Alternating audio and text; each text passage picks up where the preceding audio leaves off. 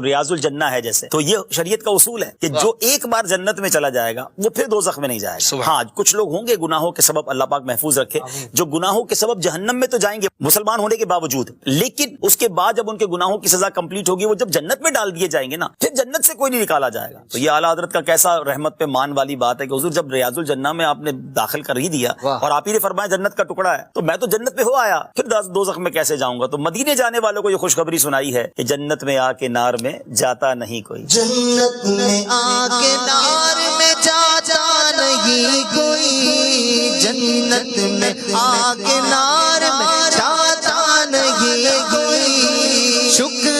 खुदा नवीद नजातो ज़फ़र ज़फ़र है, शुक्र